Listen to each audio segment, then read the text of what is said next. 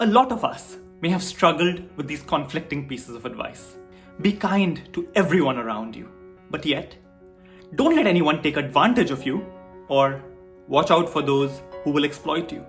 We're going to look into this topic in today's episode of Soul Snacks, little videos about big ideas. We're going to answer these questions based on Adam Grant's research and books. Who is Adam Grant? He's a professor at the Wharton Business School and a giant in the field of organizational psychology. In a book called Give and Take, Grant says that there are three types of people in any setting: givers, matchers, and takers. Givers treat the team's success and others' success equal to or above their own. Takers look to maximize their own success, even when it comes at the cost of others. Matchers basically reflect the behavior of the party that they are interacting with. Now, who do you think does the best in organizational settings? It was the givers. They model behavior that enlarges the pie and encourages many others in their circle to be open and kinder to each other. Now, what about who does the worst? It was the givers again. Turns out that certain givers can give so much that they burn out. Now, matchers and takers, they made up the middle of the success hierarchy. At this point, you may be thinking that my natural tendency is to be kind. Those are my values. But I never, ever want to be taken advantage of. I want to be a high-performing giver, not a sucker. Here's what you can do. Be otherish rather than blindly selfless. That is, give where it makes you happy, and you can see the impact and how it aligns with your values. Chunking your giving to certain days in a week rather than sprinkling it about might also help here. Give more than you receive, but not to the point where it constantly hurts you.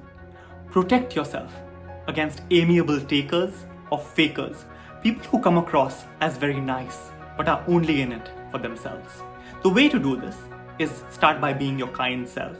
But if you see someone being selfish, then you become a generous matcher. That is, you match that party's behavior 2/3 of the time and are generous and forgiving 1/3 of the time. The book outlines an incredible experiment. A Harvard psychologist called Robert Rosenthal was able to tell a school who the top performing students will be based on a cognitive ability test that measured verbal and reasoning skills. A researcher called Dov Eden was able to tell the Israeli Defense Force which soldiers would become their highest performers even before they started training.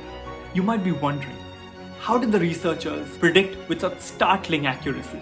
It turns out that they basically lied. They picked the students and cadets at random.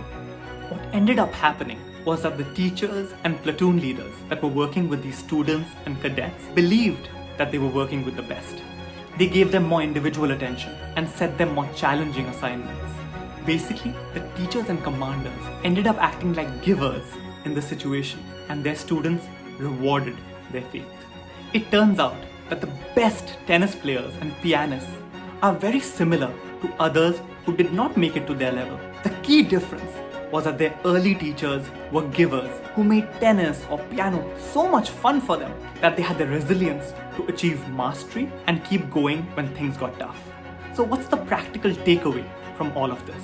I think the biggest one is that our beliefs are reinforcing. Let's show faith in our partner, in our child, in our friends, because the actions that ensue from our belief will help them succeed. In summary, a lot of us act like givers in our personal lives, but are scared of being suckers at the workplace. Here, let's try believing in the goodness of others and being givers with them too. Most people will live up to our trust, and we can always be a generous matcher when someone shows us that they only care about themselves. See you next time.